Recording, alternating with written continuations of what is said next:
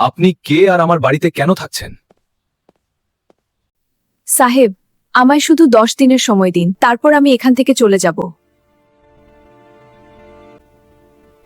এটি এমন এক কোটিপতির গল্প যিনি তার পরলোকগত স্ত্রীর স্মৃতিতে নির্জনতার খোঁজে নিজের পৈতৃক হাবেলিতে ফিরে আসেন।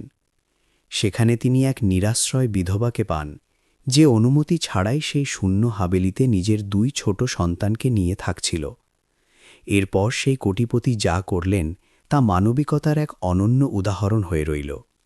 বন্ধুরা, এই গল্পের পুরো সত্য জানতে ভিডিওটি শেষ পর্যন্ত অবশ্যই দেখুন। দুপুরের তপ্ত রোদে অনিমেষ মুখার্জির দামি কালো এসইউভি গাড়িটি যখন ধুলোবালি উড়িয়ে নীলাঞ্জনা হাভেলির সদর দরজার দিকে এগিয়ে গেল, তখন চাকার নিচে ওড়া ধুলোর মেঘ পেছনের সব কিছুকে অস্পষ্ট করে দিল।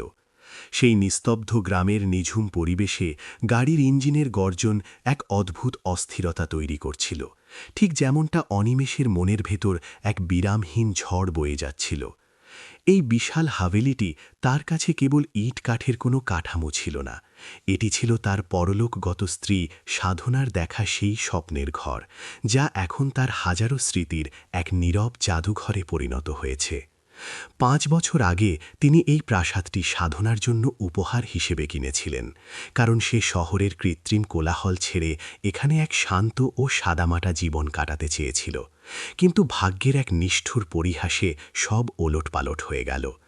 2 বছর আগে এক ভয়াবহ সড়ক দুর্ঘটনায় সাধনা তাকে চিরদিনের মতো ছেড়ে চলে যায়, এবং তারপর থেকেই এই হাভেলি অনিমেষের কাছে এক পবিত্র তীর্থস্থানে পরিণত হয়, যেখানে তিনি প্রতি বছর তার স্ত্রীর মৃত্যুবার্ষিকীতে নিজের সব কাজ ছেড়ে একান্তে সময় কাটাতে আসতেন।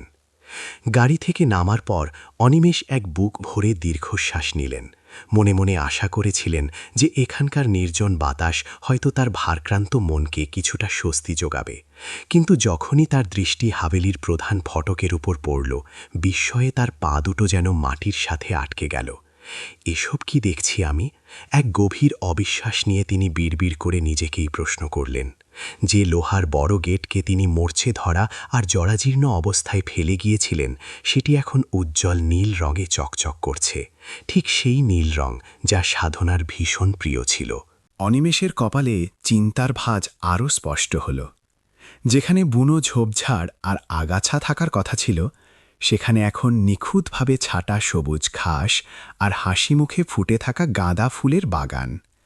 হাভেলির জানালার কাঁচগুলো, যা ধুলোর পুরু আস্তরণে ঢাকা থাকার কথা, তা রোদে হীরের মতো ঝিলমিল করছে। এক অজানা শিহরণ তার পুরো শরীরে বয়ে গেল। তবে কি তার অনুমতি ছাড়াই কেউ তার এই স্মৃতির মন্দিরে অনধিকার প্রবেশ করেছে? একরাশ ক্ষোভ আর তীব্র কৌতূহল নিয়ে অনিমেষ গেটে ধাক্কা দিলেন, এবং কোনো রকম শব্দ ছাড়াই ভারী গেটটি অনায়াসে খুলে গেল, যেন কেউ খুব যত্ন করে কবজাগুলোতে তিল মাখিয়ে রেখেছে। ভেতরে পা রাখতেই তিনি শিশুদের খিলখিল হাসির শব্দ শুনতে পেলেন, যা সেই মুহূর্তে এতটাই জীবন্ত ছিল যে অনিমেষের মনে হল তিনি কি বাস্তবে আছেন নাকি কোনো স্বপ্ন দেখছেন। তিনি দ্রুত পায়ে বারান্দার সিঁড়িগুলো পার হয়ে খোলা সদর দরজার সামনে এসে থমকে দাঁড়ালেন, এবং ভেতরের দৃশ্য দেখে তার নিজের চোখকেও বিশ্বাস করতে পারছিলেন না। তার সেই আভিজাত্যপূর্ণ বসার ঘরে, যেখানে কবরের মতো নিস্তব্ধতা ঢাকার কথা ছিল, সেখানে এখন প্রাণের স্পন্দন ধড়ফড় করছে। একটি ছোট্ট মেয়ে, কুহু, হাতে এক জীর্ণ পুরনো পুতুল নিয়ে সোফার চারপাশে গোল হয়ে ছুটোছুটি করছে। মেঝের নরম কার্পেটের ওপর একরত্তি এক শিশু, ঋষি, আপন মনে হামাগুড়ি দিয়ে বেড়াচ্ছে, এবং সোফার এক কোণে দাঁড়িয়ে এক যুবতী নারী, অপর্ণা, খুব পরিপাটি করে ধোয়া কাপড় ভাঁজ করে রাখছে। বদ্ধ ঘরের ভ্যাপসা গন্ধের বদলে সেখানে এখন টাটকা রান্না করা খাবারের সুবাস আর আগরবাতির পবিত্র ঘ্রাণ ম ম করছে। অনিমেষের জুতোর খটখট শব্দে অপর্ণা মাথা তুলে তাকাল। প্রথম মুহূর্তে তার চোখে এক টুকরো শান্তি থাকলেও অনিমেষকে দেখামাত্রই তা গভীর আতঙ্কে রূপ নিল। ভয়ে তার হাত থেকে কাপড়ের ঝুড়িটা মেঝেতে পড়ে গেল, এবং ধবধবে সাদা কাপড়গুলো চারদিকে ছড়িয়ে ছিটিয়ে পড়ল। কে কে আপনি? অনিমেষের কণ্ঠস্বর ছিল বরফের মতো শীতল ও কঠোর, যা আসলে তার ভেতরের অস্থিরতাকে আড়াল করার একটা চেষ্টা মাত্র। আর আমার এই ব্যক্তিগত সম্পত্তিতে আমার অগোচরে আপনি কি করছেন? অপর্ণার মুখ মুহূর্তেই যন্ত্রণায় ফ্যাকাশে হয়ে গেল এবং সে কাঁপতে কাঁপতে হাত জোর করে একটু এগিয়ে এলো। দয়া করে আমায় ক্ষমা করবেন সাহেব, আমি সবটা বুঝিয়ে বলছি আপনাকে।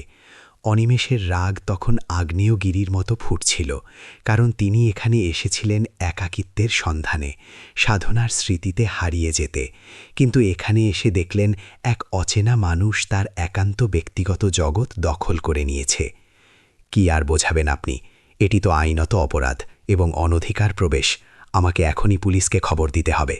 পুলিশের নাম শোনামাত্রই ছোট্ট কুহু ভয়ে দৌড়ে এসে তার মায়ের শাড়ির আঁচল চেপে ধরল এবং ছোট্ট ঋষি প্রচণ্ড ভয়ে চিৎকার করে কাঁদতে শুরু করল। অপর্ণার দুচোখ বেয়ে জলের ধারা নেমে এলো এবং সে এমনভাবে মেঝেতে হাঁটু গেড়ে বসে পড়ল যেন জীবন তাকে এর আগে বহুবার এভাবেই আছড়ে ফেলেছে। না শাহিদ, দোহাই আপনার, পুলিশ ডাকবেন না। অপর্ণা অত্যন্ত কাতরভাবে মিনতি করতে লাগল এবং তার কণ্ঠে একজন অসহায় মায়ের চরম আরতি ফুটে উঠল। আমার স্বামী মারা গেছেন, কাজটাও হারিয়েছি। বাড়িওয়ালা আমাদের এই বৃষ্টির মধ্যে ঘর থেকে বের করে দিয়েছেন। আমাদের মাথা গোঁজার মতো কোনো আশ্রয় ছিল না, তাই বছরের পর বছর তালাবন্ধ এই হাভেলি দেখে আমি ভেবেছিলাম অন্তত কয়েকটা দিন যদি এখানে থাকা যায়। তার করুণ কথাগুলো অনিমেষের কানে প্রতিধ্বনিত হচ্ছিল, কিন্তু তার মন তখনও ইস্পাতের মতো শক্ত হয়েছিল। ঠিক তখনই মায়ের পেছনে মুখ লুকিয়ে থাকা ছোট্ট কুহু অস্ফুট স্বরে জিজ্ঞেস করল, মা, আমাদের কি আবার সেই ব্রিজের নিচেই ফিরে যেতে হবে? আবার এই একটি ছোট্ট শব্দ অনিমেষের বুকের ভেতর হাতুড়ির মতো প্রচণ্ড আঘাত করল। হঠাৎ করেই তার চোখের আয়নায় সাধনার মুখটা ভেসে উঠল। সাধনা সবসময় বলতো যে ঘর কেবল ইট, বালি, সিমেন্টের দেয়াল নয়, বরং ভেতরে থাকা মানুষদের নিয়ে গড়ে ওঠে, এবং সে কখনোই কোনো আর্ত মানুষকে ফিরিয়ে দিতে পারত না। অনিমেষ নিজের হাতের মুঠি শক্ত করে ধরলেন এবং কয়েক সেকেন্ডের জন্য চোখ বুজে থাকলেন। যখন তিনি চোখ মেললেন, তার ভেতরের রাগ অনেকটা শান্ত হয়ে এসেছিল, যদিও কষ্টের রেশটুকু রয়ে গিয়েছিল। আপনি কি জানেন এটা আইনত দণ্ডনীয় অপরাধ, অপর্ণা? অনিমেষ নিজের কণ্ঠস্বর যতটা সম্ভব স্বাভাবিক রেখে বললেন। সব জানি সাহেব, কিন্তু আমার সন্তানদের পেটের ক্ষুধা আর হাড় কাঁপানো শীত আমাকে আজ অপরাধী করে তুলেছে। আমাকে দয়া করে আর 10টা দিন সময় দিন। আমি কথা দিচ্ছি আমরা একদম নিঃসার হয়ে থাকব। আপনি টেরও পাবেন না যে আমরা এখানে আছি। অনিমেষ একবার সেই ময়ূরকণ্ঠীর নীল রঙের বেগটির দিকে তাকালেন, তারপর পরিষ্কার ঝকঝকে ঘরটির দিকে, এবং সবশেষে সেই নিরাশ্রয় মা ও সন্তানদের করুণ মুখের দিকে। এই বিশাল প্রাসাদে দীর্ঘদিন পর একাকিত্বের বদলে জীবনের উষ্ণ স্পন্দন অনুভব করা যাচ্ছিল। তিনি এক গভীর দীর্ঘশ্বাস ত্যাগ করলেন। ঠিক আছে, অনিমেষ গম্ভীর স্বরে তার সিদ্ধান্ত জানিয়ে দিলেন। 10 দিন, মাত্র 10 দিনই আপনারা এখানে থাকতে পারবেন। তবে আমার একটা কঠিন শর্ত আছে। আপনি আর আপনার সন্তানরা সারাক্ষণ আমার চোখের আড়ালে থাকবেন। আমি এখানে আমার মৃত স্ত্রীর স্মৃতির সান্নিধ্যে থাকতে এসেছি। কোনো রকম বিশৃঙ্খলা বা শব্দ আমার সহ্য হবে না। আপনারা পেছনের দিকে চাকরদের কোয়ার্টারে গিয়ে থাকবেন। অপর্ণা যেন হাতে স্বর্গ পেল এবং পরম মমতায় সন্তানদের বুকে জড়িয়ে ধরল।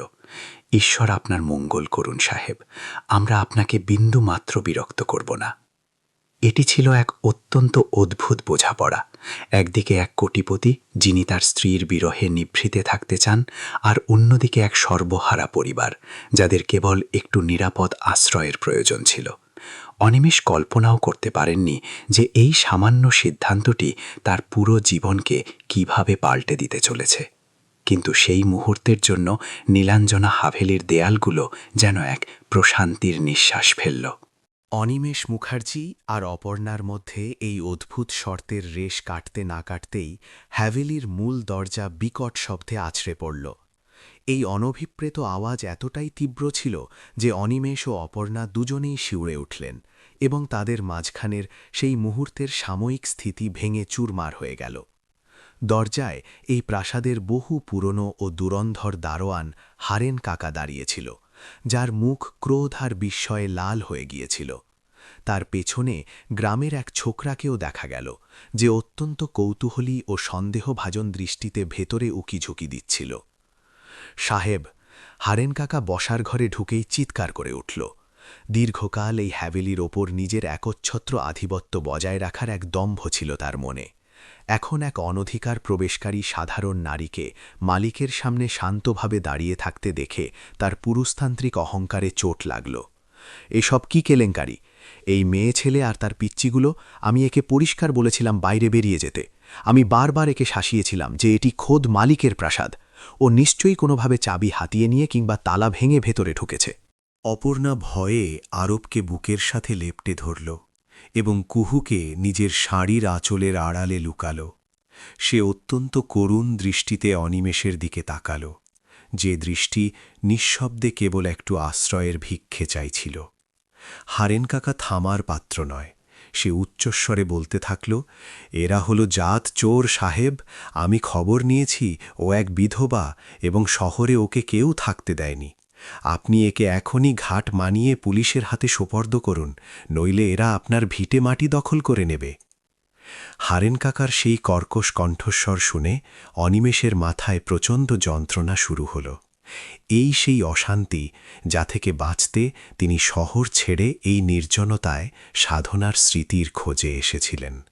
তিনি নিজেকে সংবরণ করলেন, স্ত্রী সাধনার সদা হাস্যোজ্জ্বল মুখটি মনের মণিকোঠায় আনলেন এবং অত্যন্ত দৃঢ় ও শীতল কণ্ঠে বললেন, হারেন কাকা। তিনি ইচ্ছে করেই প্রতিটা শব্দে জোর দিলেন, যাতে হারেন কাকা তার মালিকানা ও অধিকার স্পষ্ট বুঝে নেয়। এটি আমার পৈতৃক ভিটে এবং আমি এখন এখানে সশরীরে উপস্থিত আছি। আমার কাকে পুলিশে দিতে হবে তা আমি ভালোই বুঝি। তুমি শুধু এটুকু মাথায় গেঁথে নাও যে অপর্ণা আর তার বাচ্চারা আগামী 10 দিনের জন্য আমার অতিথি। অতিথি? সাহেব, আপনি কি মাথা ঠিক আছে? এটি আমার চূড়ান্ত সিদ্ধান্ত। অনিমেষ মাঝপথেই তাকে থামিয়ে দিলেন। তোমার দায়িত্ব এই প্রাসাদের চৌকাঠির বাইরে। তোমার কাজ ছিল হাবেলি দেখাশোনা করা, যা তুমি ঠিকমতো করনি। আজ থেকে তুমি কেবল বাইরের প্রধান ফটকেই থাকবে। এই ঘরের অন্দরে কি ঘটছে তা নিয়ে তোমার কোনো মাথা ব্যথা থাকার প্রয়োজন নেই। এবার তুমি আসতে পারো। হারেন কাকা, যে নিজেকে এই হাভেলির অঘোষিত মালিক ভাবত, সে নিজেকে চরম অপমানিত বোধ করল। সে চলে যাওয়ার সময় অপর্ণার দিকে এমনভাবে তাকাল যেন অপর্ণা কোনো ভয়ঙ্কর সংক্রামক ব্যাধি। ঠিক আছে সাহেব, কিন্তু আমি বলে রাখছি, এই মেয়ের চরিত্র একদম ভালো নয়। গ্রামে লোকে কত কি বলছে। বেরিয়ে যাও এখান থেকে। অনিমেষের কণ্ঠে এমন এক বজ্রম্ভী আদেশ ছিল যা হারেন কাকাকে তৎক্ষণাৎ চুপ করিয়ে ঘর থেকে বেরিয়ে যেতে বাধ্য করল। হারেন কাকা চলে যাওয়ার পর হাভেলিতে এক জমাটবদ্ধ নিস্তব্ধতা নেমে এলো। ঋষি তখনও ফুঁপিয়ে কাঁদছিল। অপর্ণা ধরা গলায় বলল, সাহেব, আপনি আজ আমাদের সম্মান আর জান দুটোই বাঁচালেন। আমি আপনার চরণে চিরঋণী হয়ে থাকব। অনিমেষ চোখ বুজে নিজের উত্তেজনা প্রশমনের চেষ্টা করলেন। আমি কারো প্রাণ বাঁচাইনি অপর্ণা। আমি কেবল নিজের একাকিত্ব আর এই ভিটের মর্যাদা রক্ষা করলাম। তারপর তিনি অপর্ণার হাতের কাছে পড়ে থাকা মাটির একটি ভাঙা খেলনা লক্ষ্য করলেন, যা দেখতে হুবহু সেই খেলনাটির মতো যা সাধনা একবার মেলা থেকে কিনেছিল। তার মনে হল এই অতি সাধারণ ভাঙা খেলনাটির মাঝেও যেন তার সাধনার সেই পবিত্র ও নিষ্পাপ হাসি লুকিয়ে আছে। পরের দিনগুলো অনিমেষের কাছে এক অদ্ভুত একাকী কারাবাসের মতো মনে হতে লাগল। হ্যাভেলির ভেতর যেন কতগুলো অদৃশ্য দেয়াল তৈরি হয়ে গিয়েছিল। একদিকে তিনি ওপরতলার আভিজাত্যে ঘেরা ঘরে সাধনার স্মৃতি আর ব্যবসার দুশ্চিন্তায় মগ্ন থাকতেন, আর অন্যদিকে অপর্ণা ও তার সন্তানরা প্রাসাদের পিছনে এক ছায়ার মতো জীবন কাটাচ্ছিল। সূর্য যখন পশ্চিম দিগন্তে ঢলে পড়ত, হ্যাভেলিতে এক মৃদু ও ছন্দময় চাঞ্চল্য দেখা দিত। সিঁড়ি দিয়ে নিচে নামার সময় অনিমেষের নাকে আসত টাটকা শেখা রুটি আর ডালের মন মাতানো সুগন্ধ, যা বারবার তাকে সাধনার হাতের রান্নার কথা মনে করিয়ে দিত এবং তার বুকটা হু হু করে উঠত। রাত যখন ৮টা বাজত তখন দূর থেকে খুব হালকা এক সুরেলা গুনগুন শব্দ ভেসে আসত। অপর্ণা হয়তো ঋষিকে ঘুম পাড়ানোর চেষ্টা করত। সেই ঘুমপাড়ানি গানটি ছিল অতি সাধারণ, কিন্তু তাতে একজন জননীর অপরিসীম মমতা আর জীবনের না বলা যন্ত্রণার সুর মেশানো ছিল। অনিমেষ একদিন জানালার পর্দা সরিয়ে নিচে তাকিয়ে দেখলেন অপর্ণা উঠোনের এক কোণে বসে তার বাচ্চাদের জন্য একটা ছোট চট বিছিয়ে শুতে দিচ্ছে। অনিমেষ হঠাৎ অনুভব করলেন যে তার এই হাহাকার আর বিলাসিতার চেয়ে অপর্ণার প্রতিদিনের জীবনযুদ্ধ অনেক বেশি রূঢ় ও বাস্তব। তিনি তো কেবল তার মৃত স্ত্রীর বিরহে শোক পালন করছেন, কিন্তু অপর্ণাকে প্রতিটা মুহূর্তে বেঁচে থাকার জন্য লড়তে হচ্ছে। রাত তখন প্রায় 10টা। অনিমেষের প্রচণ্ড তেষ্টা পাওয়ায় তিনি খুব সন্তর্পণে সিঁড়ি বেয়ে নিচে নামলেন, যাতে শব্দ হয়ে কারো ঘুম না ভেঙে যায়। রান্নাঘরটি ছিল একদম পরিপাটি এবং মাটির উনুন থেকে এক ধরনের স্নিগ্ধ পোড়া গন্ধ আসছিল। জল খেয়ে তিনি যখনই ফিরতে যাবেন দেখলেন দরজায় অপর্ণা দাঁড়িয়ে আছে। সেও হয়তো জল নিতে এসেছিল এবং দুজনেই একে অপরের সামনে থমকে দাঁড়ালেন। আপনি এখানে কি করছেন? অনিমেষ তার গলার স্বরে কিছুটা কৃত্রিম কঠোরতা আনার চেষ্টা করলেন। ক্ষমা করবেন সাহেব, আমি একটু জল নিতে এসেছিলাম। আসলে ঋষি জেগে গিয়েছিল এবং ও অপর্ণা কথা শেষ করতে পারল না এই ভয়ে যে অনিমেষ পাছে রেগে যান। অনিমেষ লক্ষ্য করলেন অপর্ণার হাতে একটা ছেঁড়া পুরনো কাপড়ের টুকরো। ওটা কি? তিনি জিজ্ঞেস করলেন। অপর্ণা লজ্জায় ও সংকোচে মাথা নিচু করে বলল, কুহু বিছানায় জহর দিয়েছিল সাহেব। আমার কাছে তো বেশি কাপড় বা কোনো ডায়াপার নেই, তাই এই চটের টুকরোটা ধুয়ে শুকাতে দিচ্ছিলাম। অনিমেষের নিজের বিশাল ব্যাংক ব্যালেন্স আর বিলাসপূর্ণ জীবনের ওপর এক ধরনের ধিক্কার জন্মাল। তিনি হঠাৎ প্রশ্ন করে বসলেন, আপনি কি নিজের শরীর নিয়ে ভালো আছেন? অপর্ণা অবাক হয়ে তাকিয়ে রইল। অনিমেষ বললেন, এভাবে পশুর মতো বাচ্চাদের মানুষ করা যায় না। আপনার একটা সম্মানজনক কাজ দরকার। পরের দিন সকালে যখন সোনালি রোদ হাভেলির বারান্দায় আছড়ে পড়ল, অনিমেষ নিচে নেমে এলেন। তিনি দেখলেন বসার ঘরটি ঝকঝক করছে এবং অপর্ণা কুহুকে বোঝাচ্ছে যাতে সে জোরে কথা না বলে। অপর্ণা অনিমেষকে দেখা মাত্রই নিজেকে গুটিয়ে একপাশে সরে গেল। অনিমেষ সোজা তার সামনে গিয়ে দাঁড়ালেন। গতকালের ঘটনা নিয়ে আমি অনেক ভেবেছি। তার কণ্ঠস্বর এখন আগের চেয়ে অনেক নরম। এই 10 দিনে আপনি তো মাথা গোজার মতো অন্য কোনো ছাদ পাবেন না। আপনার একটা নিয়মিত আয়ের উৎস দরকার। অপর্ণার চোখে এক লহমায় আশা আর অবিশ্বাসের ছায়া খেলে গেল। চাকরি সাহেব, এই অজপাড়া গায়ে কে আমাকে কাজ দেবে? গ্রামে নয়, অনিমেষ বললেন, আমি আপনাকে কাজ দেব। আপনি এই নীলাঞ্জনা হাভেলি দেখাশোনা করবেন এবং সন্তানদের নিয়ে এখানেই পাকাপাকিভাবে থাকবেন। অপর্ণার বুক দুরু দুরু করতে লাগল। এটি এমন এক সম্ভাবনা যা সে কোনোদিন কল্পনাতেও আনেনি। কিন্তু সাহেব, আমি তো সামান্য ঘরোয়া কাজ ছাড়া আর কিছুই জানি না। সেটাই আপনার প্রধান কাজ হবে, এই বাড়িটিকে সজীব রাখা, যেটিকে আমার স্ত্রী একটি স্বপ্ন মনে করত। অপর্ণা, এই গেটটিতে নীল রং কে লাগিয়েছে? ওটা আমিই করেছি সাহেব, অপর্ণা মিনমিন করে বলল। নীল রংটা খুব ফ্যাকাশে হয়ে গিয়েছিল বলে আমি বাজার থেকে রং কিনে ওটা লেপে দিয়েছি। অনিমেষ মাথা নাড়লেন। যে রং সাধনার প্রাণ ছিল তা অপর্ণা নিজের কাজের প্রতি ভালোবাসা দিয়েই খুঁজে নিয়েছে। দেখুন অপর্ণা, এটি কোনো দয়া বা ভিক্ষে নয়, এটি একটি চুক্তি। আমি আপনাকে মাসে 5,000 টাকা দেব এবং থাকার জায়গা দেব। বিনিময়ে আপনি এই প্রাসাদের যত্ন নেবেন এবং হারিন কাকার মতো মানুষদের থেকে এই বাড়িকে সুরক্ষিত রাখবেন।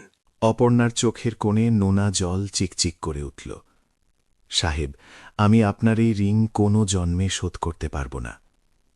মনে রাখবেন, এটি কেবলই একটি পেশাদারি সম্পর্ক। অনিমেষ সাবধান করে দিয়ে বললেন, আপনি আমাকে শান্তি আর নিরাপত্তা দেবেন, আমি আপনাকে বেতন দেব। যদি কখনো বিশ্বাসের অমর্যাদা হয় তবে আপনাদের তক্ষুনি চলে যেতে হবে। আপনি কি রাজি?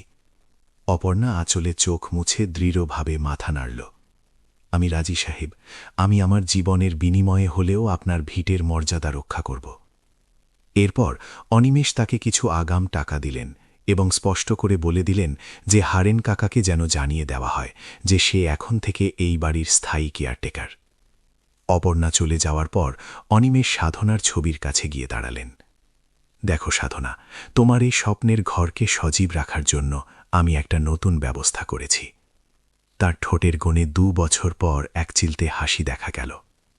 দিন যত গড়িয়ে চলল, অনিমেষের জীবন যেন এক নতুন ও ছন্দময় পথে বইতে শুরু করল। সকালে এখন টাটকা ফুলের সুবাস আর অপর্ণার হাতের তৈরি খাবারের সুগন্ধ তার ঘুম ভাঙাত। তিনি আগের মতোই ওপরতলার ঘরে থাকতেন, তবে এখন আর নিচে নামতে ভয় পেতেন না। তিনি অনুভব করলেন যে কুহুর খিলখিল হাসি আর ঋষির হামাগুড়ি দেওয়ার মিষ্টি শব্দ এখন আর কোনো উৎপাত নয়, বরং এই নিজুম বাড়ির প্রাণ ভোমরা হয়ে উঠেছে। এক সন্ধ্যায় অনিমেষ যখন নিজের ঘরে কাজ করছিলেন, হঠাৎ তার বুকে এক তীব্র যন্ত্রণা শুরু হল। এই যন্ত্রণাটি তার কাছে খুব চেনা ছিল। সাধনা চলে যাওয়ার পর থেকেই প্রচণ্ড টেনশন আর একাকিত্বে তার হার্টের স্পন্দন অস্বাভাবিক হয়ে যেত। তিনি ইনহেলার বা পাম্পটি নেওয়ার জন্য হাত বাড়ালেন, কিন্তু সেটি ছিল টেবিলের অনেক দূরে। তার কণ্ঠ দিয়ে কোনো আওয়াজ বেরোচ্ছিল না। ঠিক সেই সংবাদময় মুহূর্তে অপর্ণা ওপরতলায় এলো এবং ঘরের দরজায় টোকা দিয়ে কোনো সাড়া না পেয়ে ভেতরে উঁকি দিল। সে দেখল অনিমেষ যন্ত্রণায় ছটফট করছেন এবং ঘামে ভিজে গেছেন। অপর্ণা 1 সেকেন্ড দেরি না করে ঘরে ঢুকে পাম্পটি তার মুখে ধরল এবং পরম মমতায় তাকে বিছানায় শুইয়ে দিল। অনিমেষ যখন কিছুটা ধাতস্থ হলেন, তিনি দেখলেন অপর্ণা তার শিয়রে বসে গভীর উদ্বেগে তার দিকে তাকিয়ে আছে। কি হয়েছিল আপনার সাহেব? অপর্ণা ভীত স্বরে জিজ্ঞেস করল। অনিমেষ খুব আস্তে করে বললেন, আমার হার্টের সমস্যা আছে অপর্ণা। সাধনার মৃত্যুর পর থেকেই এটা হয়। ডাক্তার বলেছেন আমার একাকী থাকা একদম চলবে না।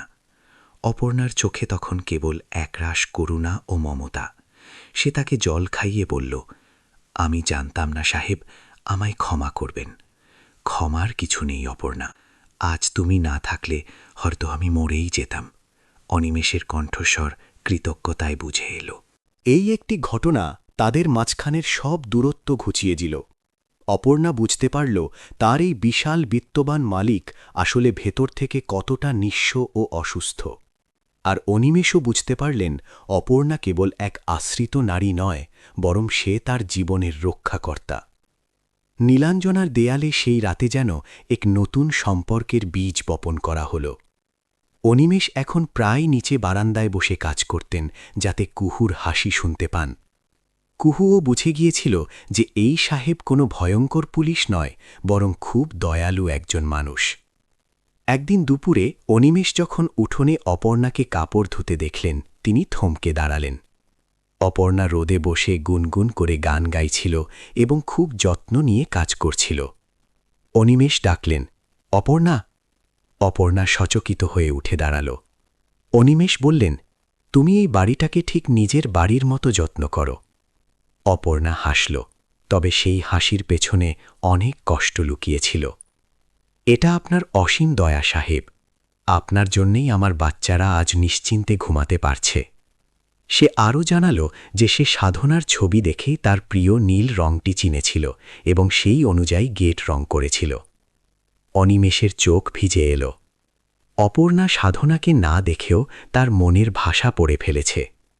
তিনি আবেগপ্রবণ হয়ে অপর্ণাকে বলতে লাগলেন সাধনার কত কত সব স্মৃতির কথা। অপর্ণা ধৈর্য ধরে সব শুনল এবং শেষে বলল, সাহেব, সাধনা দিদি নিশ্চয়ই চাইতেন আপনি আবার হাসুন। আপনি একাকিত্ব নিয়ে আর পড়ে থাকবেন না। পেছনের দিকে তাকিয়ে দেখুন, আপনি মোটেও একা নন। উনি নিজ তাকিয়ে দেখলেন ঋষি তার জুতোর ফিতে ছিঁড়ছে আর কুহু তাই দেখে হাসছে। তার মনে হল জীবন এখনো ফুরিয়ে যায়নি। এদিকে হারেন কাকা হিংসেই জ্বলছিল এবং সে প্রতিশোধ নেওয়ার জন্য গ্রামবাসীদের নিয়ে হ্যাভেলির সামনে এসে অপর্ণার চরিত্রে কালি মাখাতে শুরু করল। কিন্তু অনিমেষ সিংহের মতো গর্জে উঠে বললেন, হারেন কাকা, এটি আমার ভিটে এবং অপর্ণা আমার পরিবারের একজন। যদি আর একটাও বাজে কথা বলো তবে জেল খাটতে হবে। হারেন কাকা গ্রামবাসীদের সামনেই অপমানিত হয়ে চলে যেতে বাধ্য হল।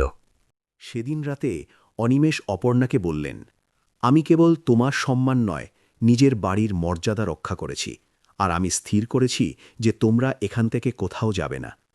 অনিমেষ উপলব্ধি করলেন যে তার হৃদয়ের যে ঘরটি এতদিন তালাবন্ধ ছিল তা অপর্ণা আর তার সন্তানদের সাহচর্যে আজ খুলে গেছে। তিনি অপর্ণার হাত ধরে প্রস্তাব দিলেন, সাধনা চাইতো আমি ভালো থাকি। অপর্ণা, আমি তোমাকে বিয়ে করে এই পরিবারের মর্যাদা দিতে চাই। তুমি কি আমাকে এই জীবন দান করার সুযোগ দেবে? অপর্ণার দু চোখ জলে ভরে গেল। এটি তো এক অলীক স্বপ্ন। যে মেয়েটি ব্রিজের নিচে রাত কাটিয়েছে আজ সে প্রাসাদের মালকিন হওয়ার প্রস্তাব পাচ্ছে। সে সম্মতির সাথে মাথা নোয়াল।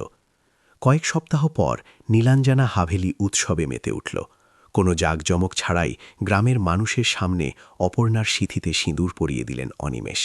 হারেন কাকার মতো যারা অপর্ণাকে ঘৃণা করত, আজ তারা সবাই মাথা নিচু করে এই পবিত্র মিলন দেখল। অগ্নিকে সাক্ষী রেখে অনিমেষ যখন অপর্ণাকে নিজের স্ত্রীর মর্যাদা দিলেন, তখন নীলাঞ্জনা হাভেলি যেন সার্থকতা খুঁজে পেল। কুহু আর ঋষি আজ অনাথ নয়, তাদের এক শক্তিশালী বাবা আছে।